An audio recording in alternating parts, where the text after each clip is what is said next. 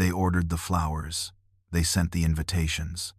Michael's family, a dynasty of real estate developers, had spared no expense for the union. Everything was perfect. Until a sound cut through the ceremony. Guests gasping. Phones vibrating in unison. A video projecting onto the screen behind the altar, and the bride standing in her white gown suddenly felt every eye shift toward her. What happened next would not only destroy the ceremony, it would expose secrets 5 years buried, shatter Michael's trust in an instant, break her father's heart, and ignite a chain of events no one in that ballroom could have imagined. Some weddings end with a kiss. This one ended with a question. Who leaked that video? And why now? Lauren was 28 years old when she stood at that altar. To everyone who knew her, she was an event planner building her reputation in the city. Polished, ambitious. The kind of woman who showed up early to meetings and never forgot a detail. She had the look of someone who had everything together. And people believed in her. They saw elegance. They saw drive. They saw a woman who knew exactly where she was going. But 5 years before that wedding day, Lauren was living a completely different life. A life most people in that ballroom would never understand. A life she worked incredibly hard to erase.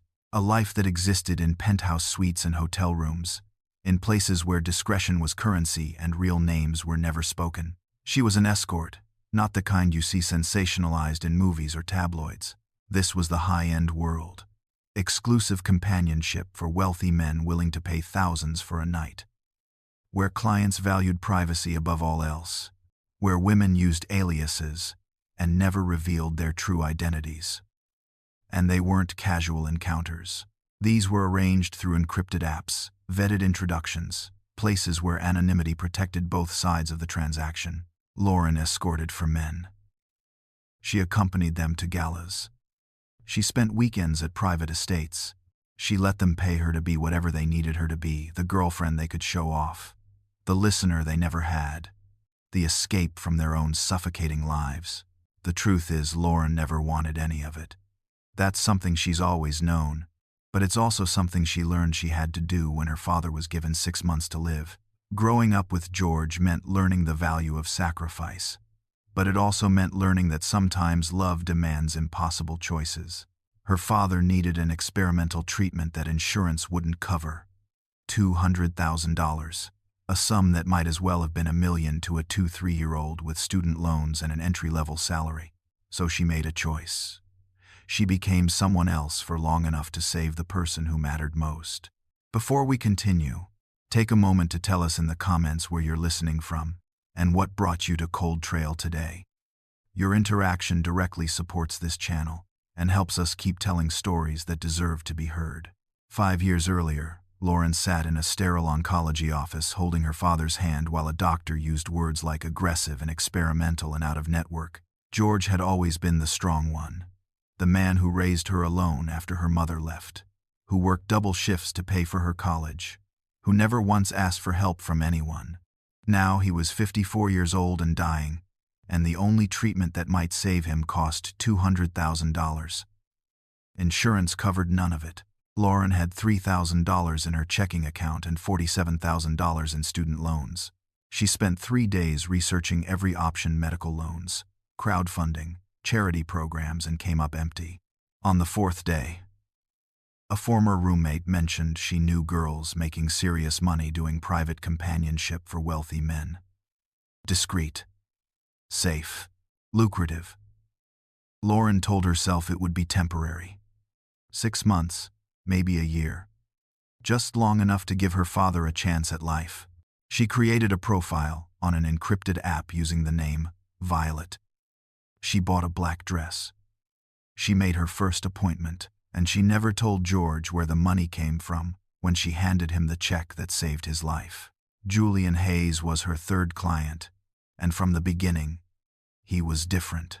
He was 41, a hedge fund manager from old money, the kind of man who wore cufflinks to casual dinners and quoted poetry like it was normal conversation. He booked her for a charity gala, then a weekend in the Hamptons, then a standing Thursday arrangement that lasted 8 months. The money was extraordinary, but so was his intensity. Julian started sending gifts to her P.O. box.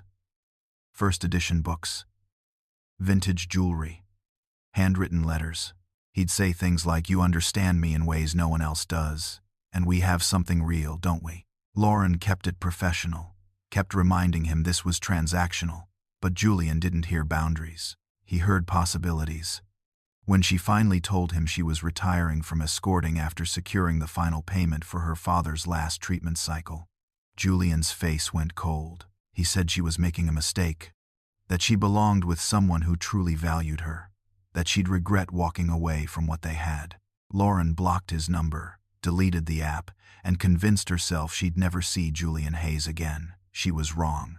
Lauren met Michael Bennett 2 years after leaving her escort life behind. He walked into the art gallery where she was coordinating a corporate event, asked intelligent questions about the exhibition, and made her laugh without trying too hard. He was 32, a commercial real estate developer from a family that owned half the waterfront.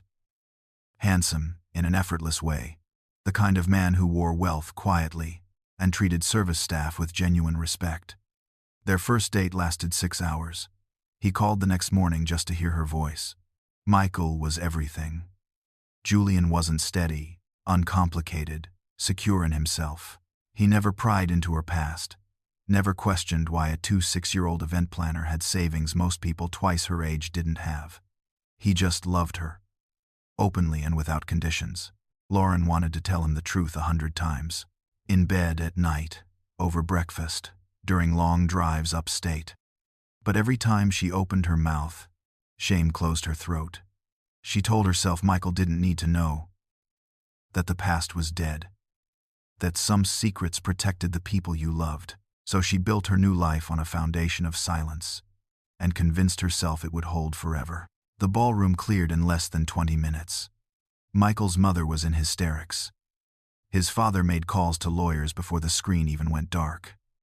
Michael himself said nothing. He just stared at Lauren with a look she'd never seen before. Not anger exactly, but something colder.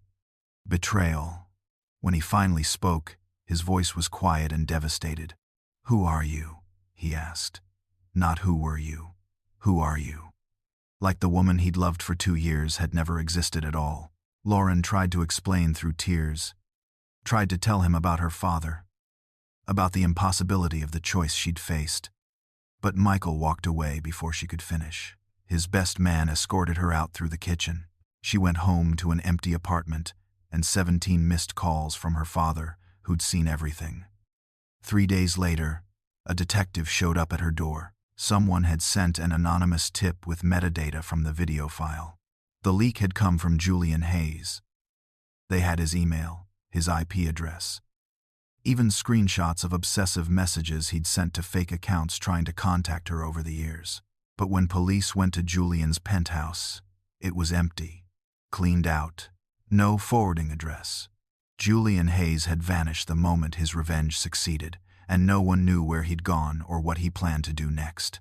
4 weeks passed in silence. Lauren's phone didn't ring. Her event planning clients dropped her without explanation. Friends from Michael's circle blocked her on social media.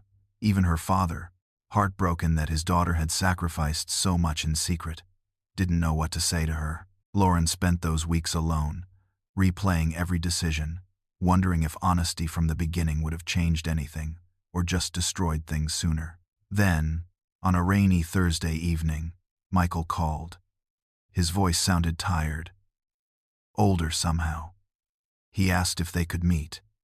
They sat in a coffee shop in a neighborhood where no one knew them. Michael looked like he hadn't slept in weeks. He said he'd spent every day furious. Every night remembering the woman he'd fallen in love with, her kindness, her strength, the way she cared for people without asking for anything back. He said he'd talked to George, who'd broken down and told him everything about the cancer, the bills, the daughter who'd done the unthinkable to save him. Lauren didn't make excuses. She told Michael the whole truth, every painful detail of those 11 months. Why she'd hidden it. How deeply she regretted the deception if not the choice itself. When she finished, Michael reached across the table and took her hand. "I love who you are," he said, "not who you had to be." It wasn't forgiveness yet, but it was the beginning of something like it. Julian Hayes saw the news of their reconciliation on social media 2 days later. Michael had posted a photo, nothing dramatic. Just the two of them having coffee, Lauren's hand in his. A caption that read, "Starting over." Within hours, Lauren's phone started receiving messages from unknown numbers. "He doesn't really love you. You'll always be that girl. You belong with someone who knows your truth." The messages came every few hours, shifting between romantic delusion and barely concealed rage. Then the gifts started arriving. Dead roses left on her doorstep. A jewelry box containing the same necklace Julian had given her years ago.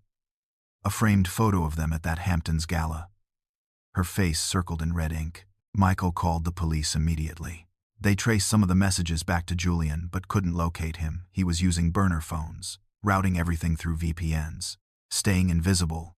The detective assigned to the case said it qualified as stalking and harassment, enough for a restraining order, but restraining orders only worked if you could serve them. Julian was a ghost. Michael hired private security. He installed cameras at Lauren's apartment and his own house. He told her not to go anywhere alone. But Julian wasn't trying to get close. Not yet.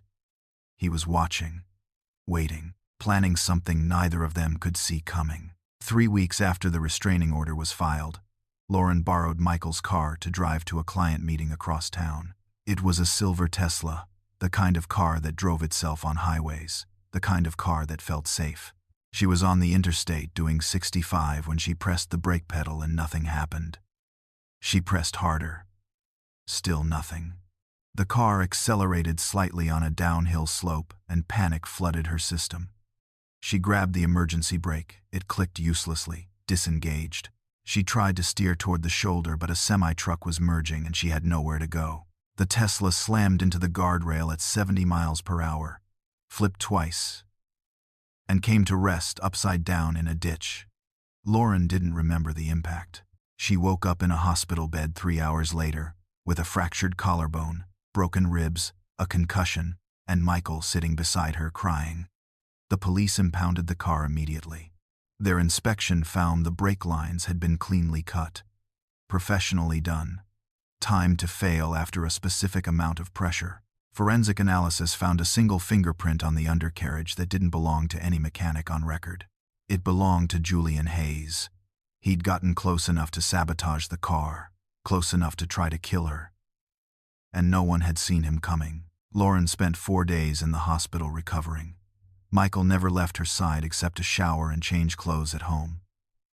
He slept in the chair next to her bed, ate hospital cafeteria food, and kept one hand on hers, even when she was sleeping. The police posted a uniformed officer outside her room. But hospitals are chaotic places, with shift changes and emergencies and too many people in scrubs moving through hallways at all hours. On the 4th night, at 2:47 inches the morning, a man in blue surgical scrubs and a mask entered Lauren's room carrying a wheelchair and a clipboard. Michael was asleep in the chair, his head tilted back, exhausted from days of vigilance. The man moved quietly toward Lauren's bed and reached for her IV line. That's when Michael's eyes opened. Maybe it was instinct, or maybe it was the particular silence of someone moving with intent to harm. But Michael was on his feet before he fully understood what he was seeing. He grabbed the man's wrist and the clipboard clattered to the floor. The man spun around and Michael saw his eyes. Julian's eyes, the same pale blue from the photos Lauren had shown police. The same eyes that had watched her for years with obsessive devotion. Julian tried to pull away, but Michael drove him backward into the wall. Julian fought back, landing a punch that split Michael's lip. But Michael had rage and purpose, and the clarity of a man protecting the woman he loved. They crashed into the medical equipment. Alarms started shrieking, and Julian pulled a syringe from his pocket, something sedative, something meant to make Lauren compliant enough to move. Michael caught his arm before he could use it and slammed Julian's hand against the bed rail until the syringe fell. Nurses burst through the door. The officer came running. Julian was screaming that Lauren belonged with him, that Michael had stolen her. that he was saving her from a man who could never truly understand her the way he did. Security pulled them apart. Julian was still screaming when they dragged him into the hallway. The police arrested Julian Hayes in the hospital corridor and took him directly to the county jail. His apartment, when they searched it hours later, was a shrine to obsession. The walls were covered with printed photos of Lauren's screenshots from her social media, photos from events she'd coordinated, even old images from her Escort profile that he'd somehow preserved.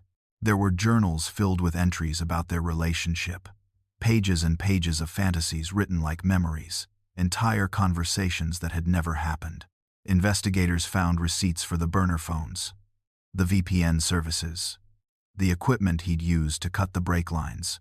They found a detailed plan for the kidnapping, fake medical discharge papers, a rental van parked 2 blocks from the hospital, a cabin he'd purchased in rural Vermont where he'd planned to take her.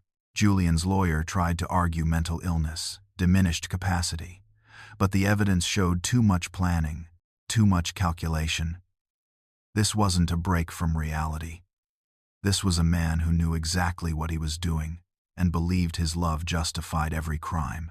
During the interrogation, Julian told detectives that he'd leaked the video to free Lauren from a life built on lies, that he'd tried to kill her only to save her from Michael's family who would never accept her, that everything he'd done was an act of devotion. He said he'd loved her from the first night she walked into that gala 5 years ago and he'd never stopped. The prosecution built an airtight case: attempted murder, stalking, harassment, attempted kidnapping. When reporters dug into the story, they painted Lauren as a victim twice, first forced into desperate choices by impossible circumstances, then terrorized by a man who'd turned a professional transaction into a violent obsession. Public opinion, which had crucified her at the wedding, shifted. People saw the whole picture now, and they understood. Julian Hayes was convicted on all counts 6 months later. The judge gave him 18 years in a maximum security facility with a recommendation against early parole. He showed no remorse at sentencing, told the court he'd do it all again because real love required sacrifice. Lauren didn't attend the trial. She'd given her testimony via video deposition and then tried to move forward with her life. Michael proposed again 3 weeks after the conviction, not with a grand gesture or a public display, but on a quiet Sunday morning in her apartment over coffee. He said he didn't need a big wedding or his family's approval or anyone's permission. He just needed her. They were married at City Hall on a Thursday afternoon with only George and Sarah present. Lauren wore a simple cream dress. Michael wore a navy suit. The ceremony lasted 7 minutes, and when the clerk pronounced them married, Lauren cried not from sadness or relief but from the overwhelming realization that she was finally free from Julian, free from the secret, free from the shame she'd carried for so long. They moved to Charleston 3 months later and opened a boutique consulting firm together, Michael handling real estate development and Lauren managing the design and event side. They bought a small house with a garden where George visited every few months. They built a life that wasn't perfect but was honest, where the past wasn't erased but wasn't a weapon anymore either. On their first anniversary, Michael asked Lauren if she had any regrets. She thought about it for a long time before answering. She regretted the lies, yes. She regretted not trusting him sooner with the truth. But she didn't regret saving her father. She didn't regret surviving. And she didn't regret fighting for a love that turned out to be stronger than shame, stronger than obsession, stronger than any secret one person could carry alone. Some stories end with justice. Some end with revenge. This one ended with 2 people choosing each other, again and again, even when the world gave them every reason not to. At Cold Trail, we believe silence only protects obsession, never the victim. That's why this channel exists. Not to shock, not to exploit, but to understand the darkest corners of human behavior, to learn from them, and to help someone recognize the warning signs before it's too late. If this story stayed with you, take a moment to subscribe to Cold Trail and turn on notifications so you don't miss what comes next. Share this episode with someone who cares about true crime and the psychology behind it. Every day, we bring you stories that matter, stories that linger, Stories that remind us that while love can heal, obsession destroys. What case should we look into next? Leave your suggestions in the comments, we read every single one. And remember, stay aware, trust your instincts, and never ignore the red flags. Sometimes, the person claiming to love you is the one you need to walk away from. Thank you for walking this trail with us.